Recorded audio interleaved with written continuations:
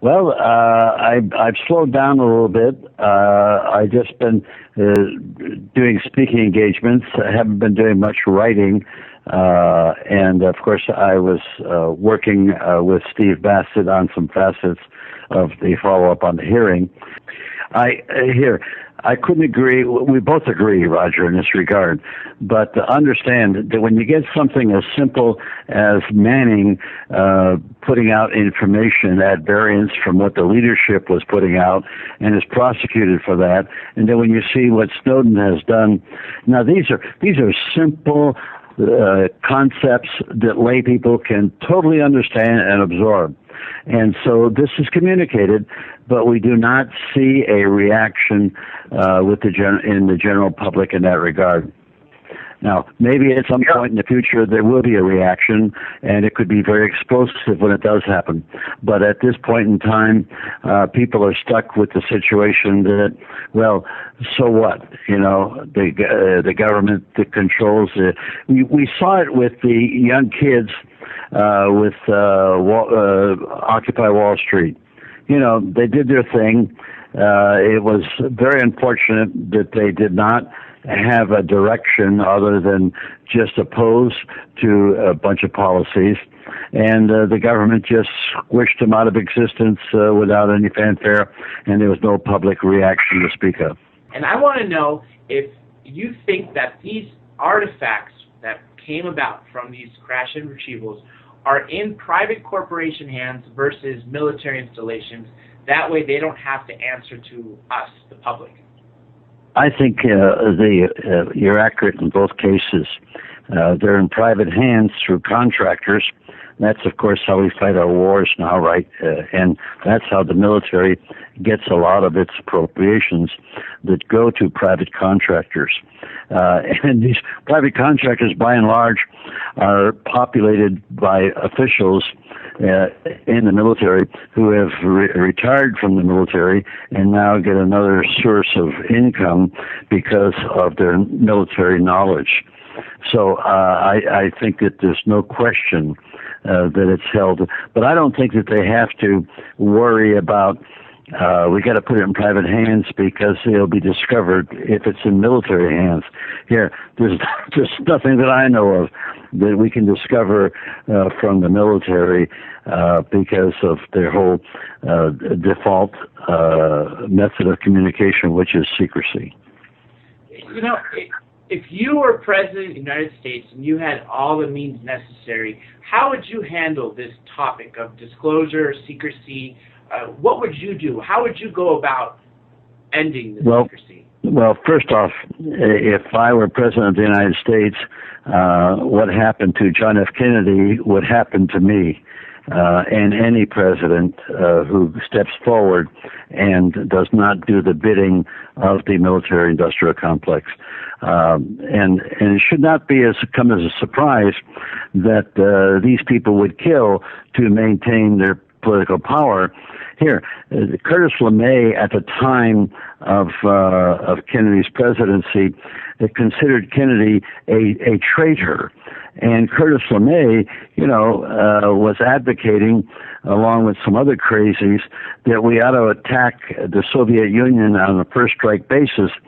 And at one particular meeting, Kennedy left the meeting after asking, well, how many people would die? Well, there'd be 100 million that would die probably in the first few hours. And Kennedy left the meeting abruptly as saying to his assistant that, and we call ourselves the human race. How true this is. I mean, these military people sit around and plan the eventual death of millions and millions of people, and it's no big deal.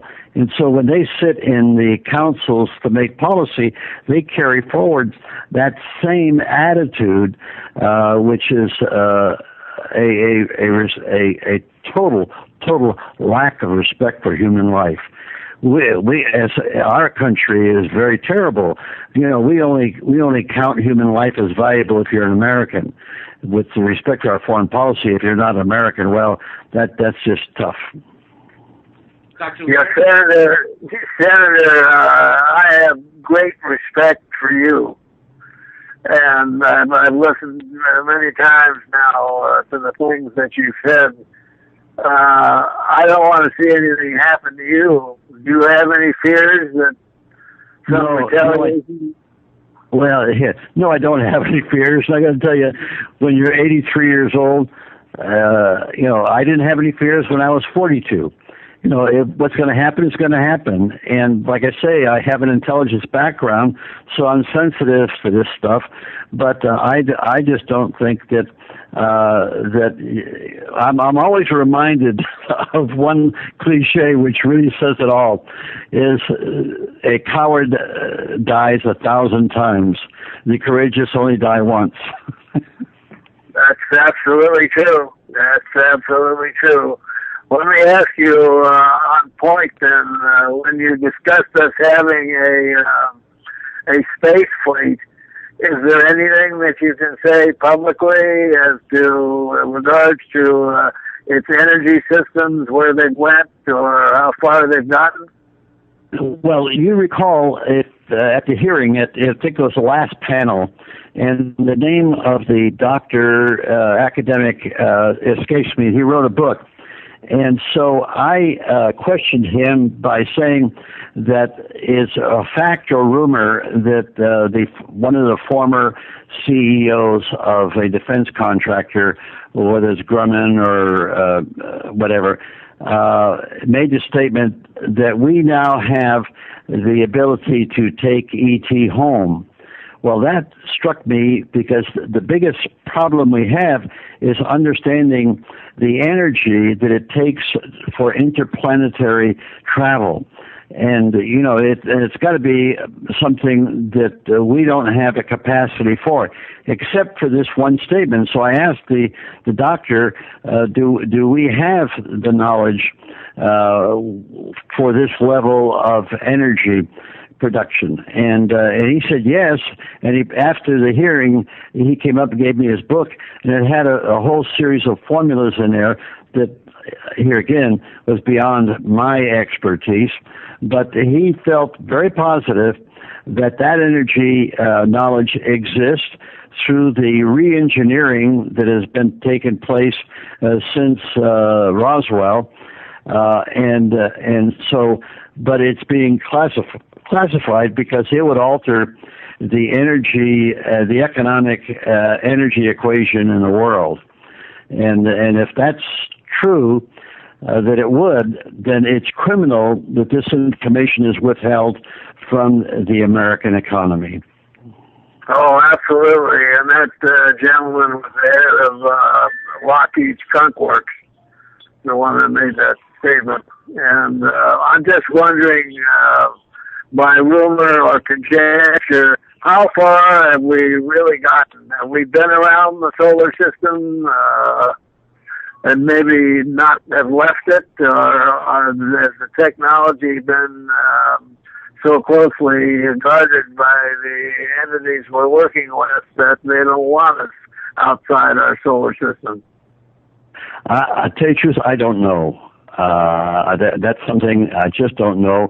I would have my suspicions about it, because if we are equipped with this competence on energy production, there's no question they would be doing some testing on that. So I don't know if it's just a question of theory, which of course this textbook, which wasn't a textbook, which was his book on the subject, was theoretical. I don't think that there's been any testing of that.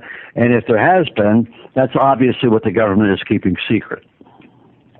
What do you think of the possibilities that we were told not to go back to the moon? Or if that's not true, then why didn't we go back to the moon for all these years? Here again, Doctor, I don't think I am knowledgeable on that, other than that we didn't go back to the moon because the bureaucratic forces within the government were persuaded that it was cheaper to use the shuttle that we built to go to the space station and not proceed in that area. Now, this is what's going to be interesting: is China is now developing a capability in this regard, and they may well proceed to the moon. It would be helpful to everybody on Earth if the space activities of China, the United States, the EU, countries like Iran and others were to pool their brain power together and proceed on a program not only to the moon but beyond.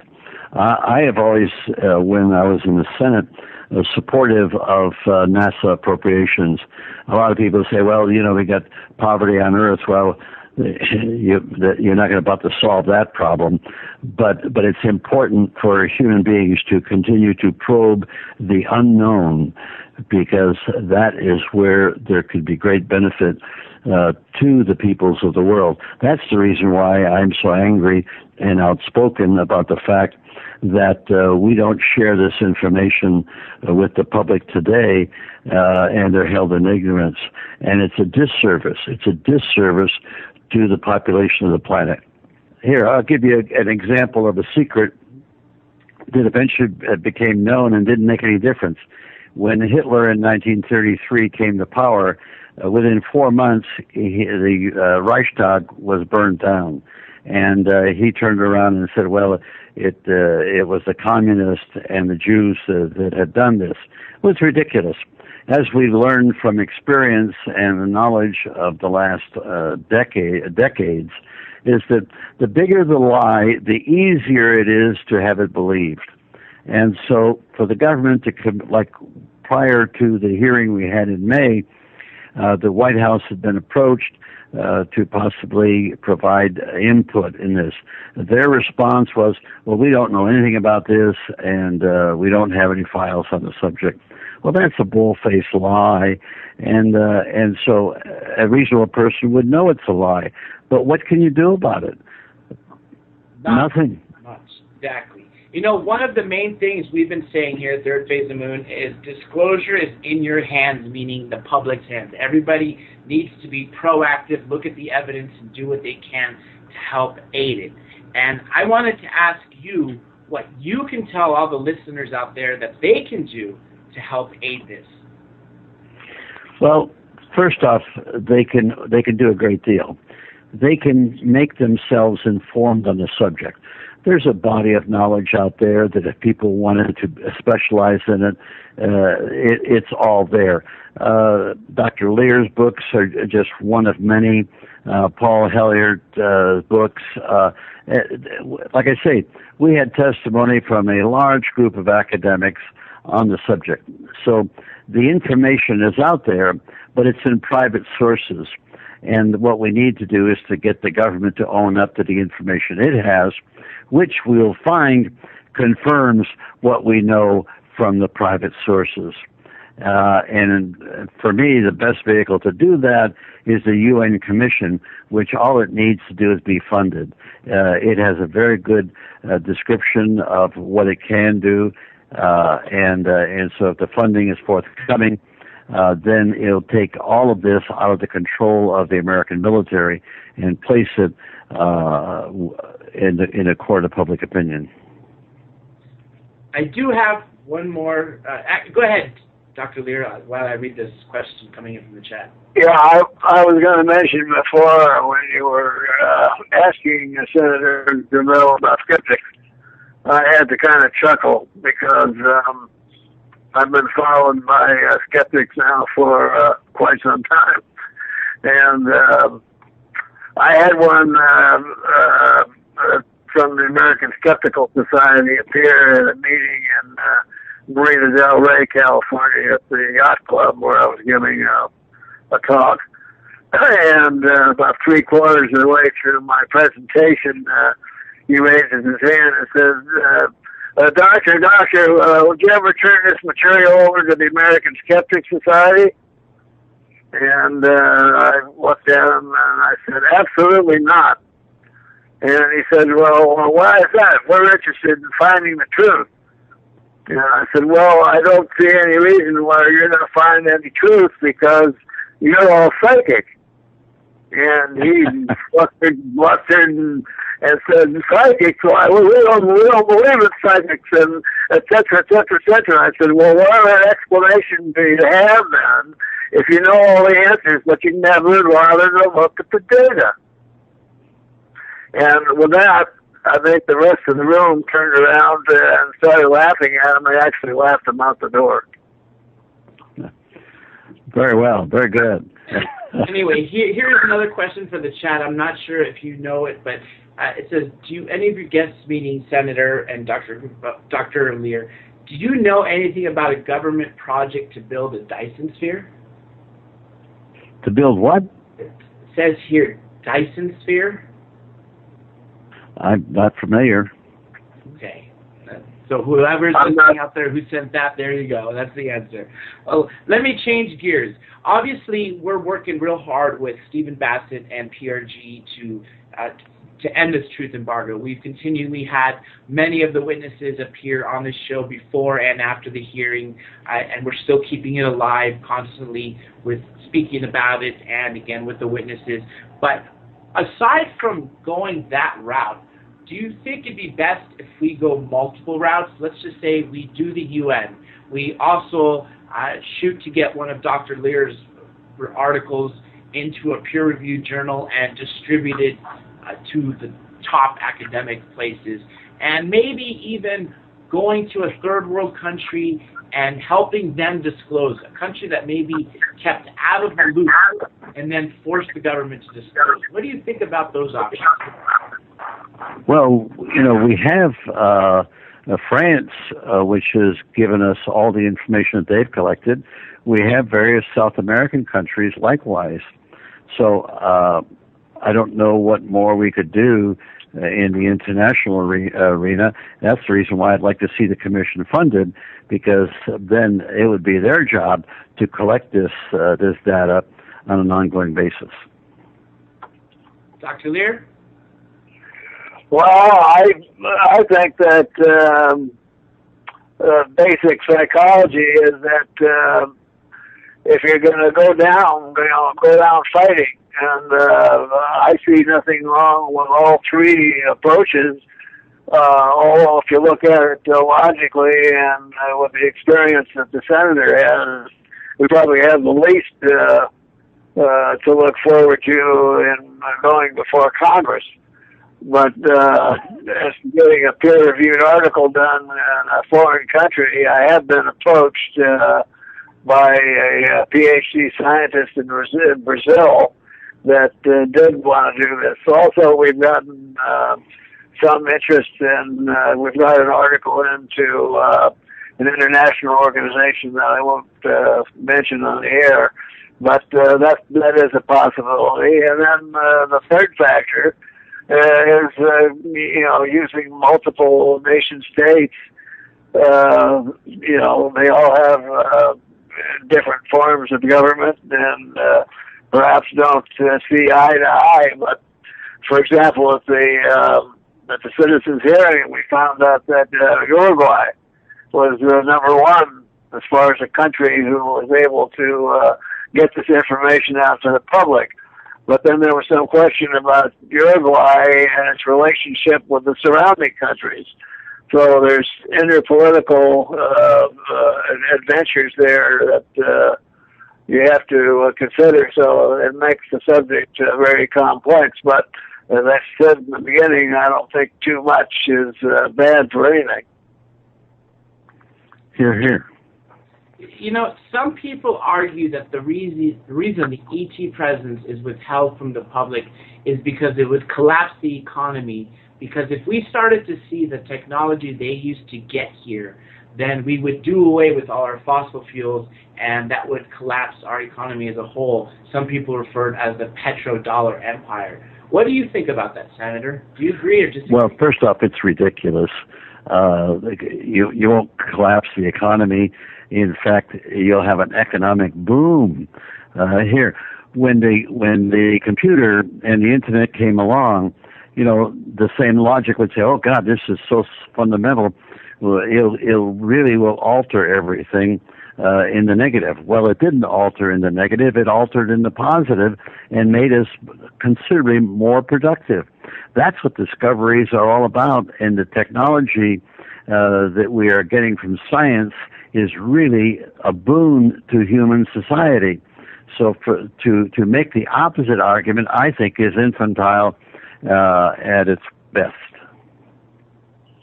I agree 100%. I think that all the considerations given, for example, you mentioned before the NASA budget.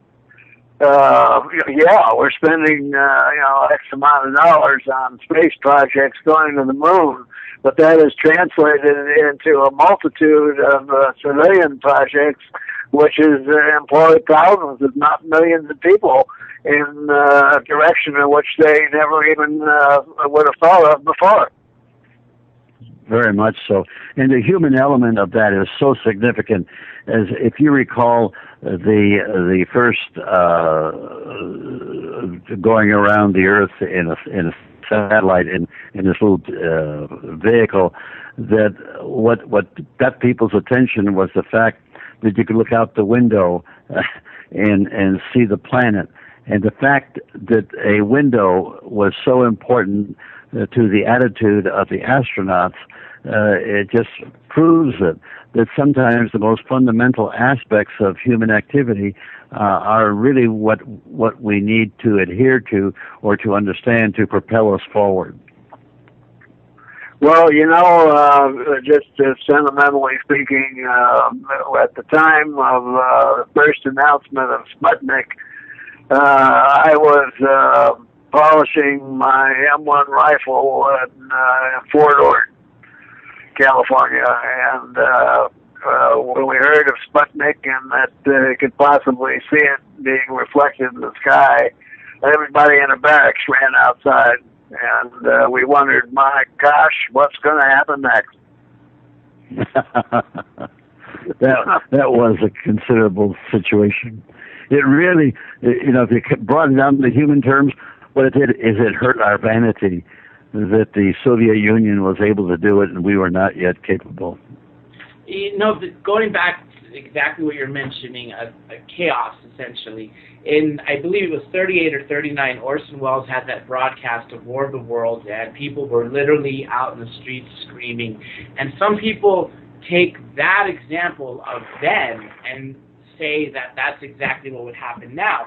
But I'm more in the belief that people are ready to know the truth. Do you think? No question. In fact, the Orson Welles deal was really pumped up. It wasn't that many people that were out there crying in the streets. It was a very realistic program. It had its effect, but there was no panic that really ensued, and there would be no panic with the revelation that should take place about extraterrestrial. No panic at all. The people are more mature than their leaders give them credit for. I agree. Well, I get asked that question about panic also, and my answer I usually give is, let's say hypothetically that a giant 3-football-sized craft came down on a busy freeway in rush hour in Los Angeles area. Would there be a panic? And I said, my answer to that would be absolutely yes. There would be a panic because people would be on the cell phones calling Caltrans, trying to figure out when they're going to get it moved so that they can get home to watch the Lakers game. That's right. And that's the reason why the government at all level encourages the building of all these stadiums. It's a little bit like the Roman Colosseum. You got to get the people interested in something, so get them interested in sports, and that way they won't worry about how they're governed. That's exactly right, and that's, I think, one of the most important issues of communication is not only have we lost the control of communications public-wise, but Hollywood has now, and has been, I'm sure you know, from World War II, been a mill for propaganda that's been pumped out to the public, a lot of it telling the truth, but without the public understanding it. Correct. Correct. Here, here. Now, what do you see as the future of disclosure? Do you believe that in your lifetimes we're actually going to have open contact and the governments are going to come clean, or is this just going to be a secret carried out until... Well, not in my lifetime. I don't know about Dr. Lear. He may have a few more years than I have left, but I'll be lucky to live to 90 years old, and I don't think this is going to be addressed and solved in the next 7 years. Not unless, Mike, there's a crisis which occurs during the time we have left that is going to compel the forces at large to this reality because of a very acute situation that might develop.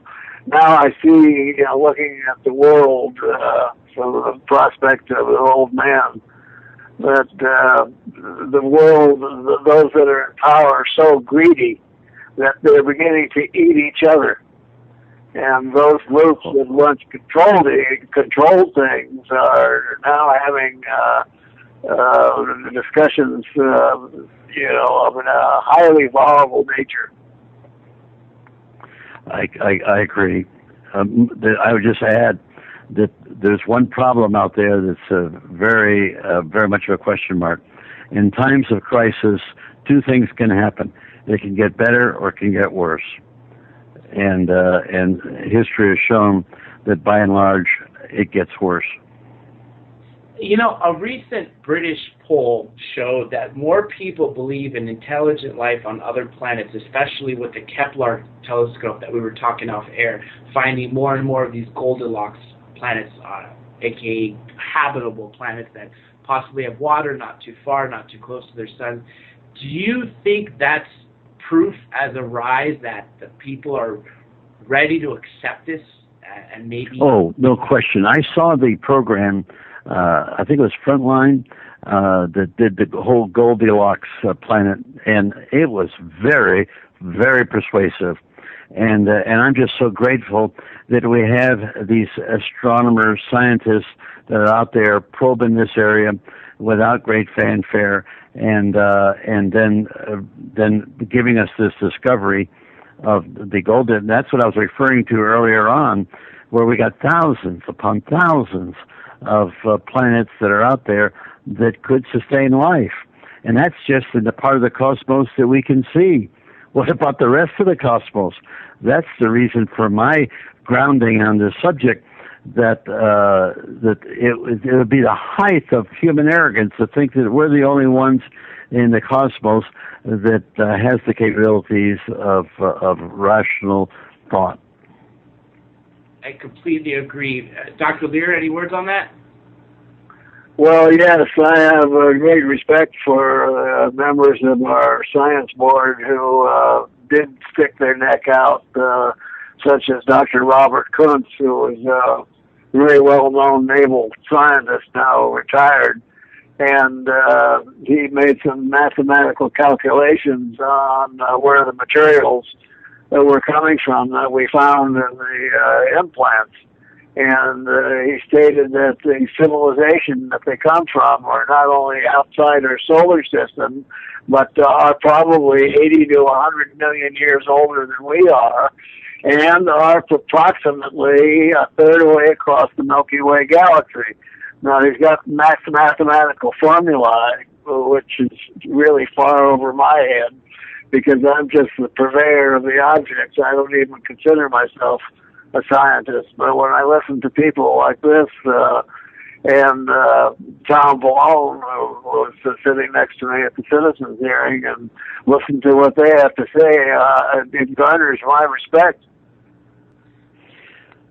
I agree.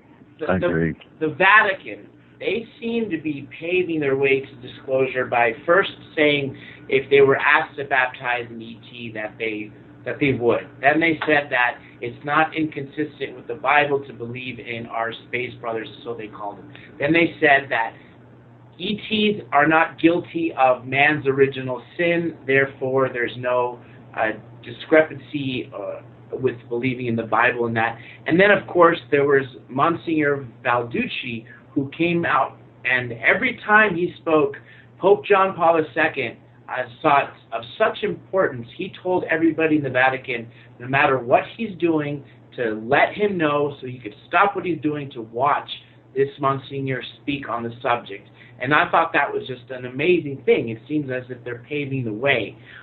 Do you think that they might be the answer to disclose? Maybe we should take the evidence to them? No, I think that that would that would disturb a number of people in the Islamic community and the Hindu community and so forth. I don't think we should get religion involved in this. Religion does deal with the unknown, and they do an interesting job in that regard. No, I think that this should remain in the hands of the scientific community, and it can be acknowledged as the Catholic Church has done, merely acknowledging it and not putting forth any particular dogma to assess its validity. Dr. Lear, you knew Balducci. Any words on that? Well, I did a 2-hour interview with Monsignor Balducci, which I have on tape. Unfortunately, he died a short time after that, so I've never done anything with it. But it was a total and complete personal story of his life in the Vatican. And he was very dedicated to the jobs that were assigned him. One of the things that people don't realize that they recognize him as the chief exorcist of the Vatican, but they don't realize that he was trained politically to be a representative to the United Nations. So he was a very interesting man, and besides what he was assigned, and he was assigned this project, he wasn't he didn't volunteer for it, to put the committee together so that they could, so that the Vatican itself could have a thesis, so to speak, to talk about extraterrestrial life and whether it's its relationship with the Catholic religion. But I agree that we wouldn't get any help informing the world through Catholicism or Judaism or any of the other major religions. Religions are unto themselves, and I've been responsible for probably more deaths than political regimes. But Senator, we're coming down to the last minute of the show, and I wanted to ask you two things. What's coming up for you with regards to this initiative and Stephen Bassett's initiative, which we are helping, and also what any closing words that you can tell us as journalists that we can do to help this issue, and any closing thoughts from you? Well, I've been helpful in getting a corporation, nonprofit corporation, into the hands of Stephen Bassett's group so that they could pursue and do some serious fundraising. And beyond that, I'm available at any time to help him out, and he knows that. With respect to any final word I have, I really rest on the fact of the problem with the hubris that human beings have, and I think it's the height of arrogance to deny the possibility of extraterrestrial activity. Based on whom?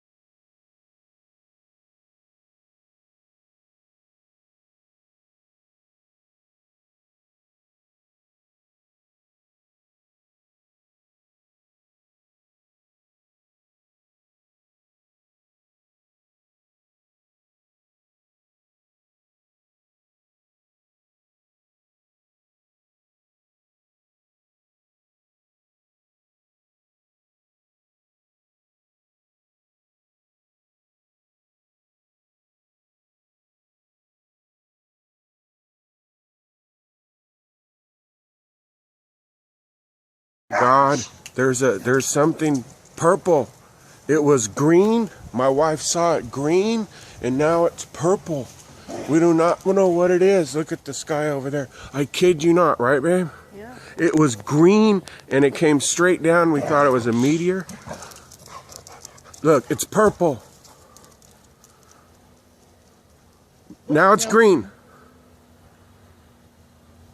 It's green and going straight up.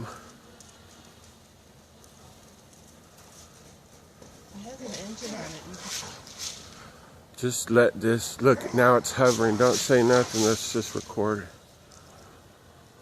Oh! It's descending at an extremely alarming rate of speed.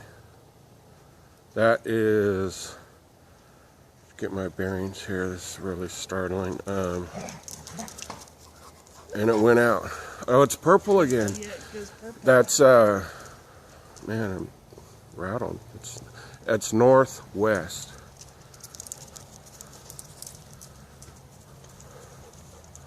Went behind the tree.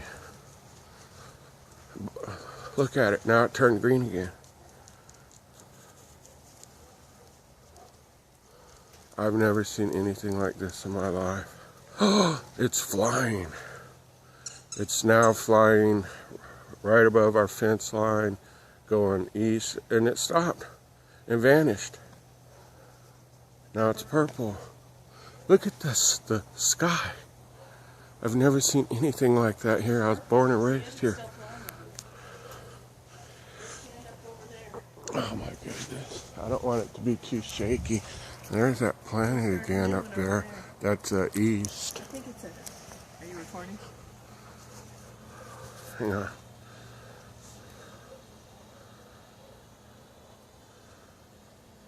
Now it's directly north of our house.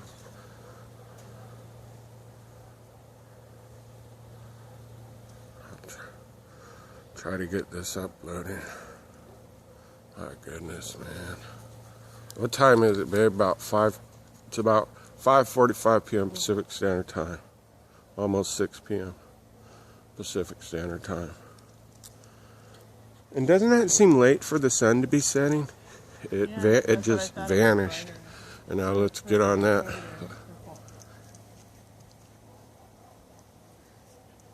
Where?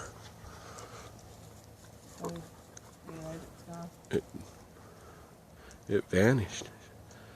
Show me. I don't see it.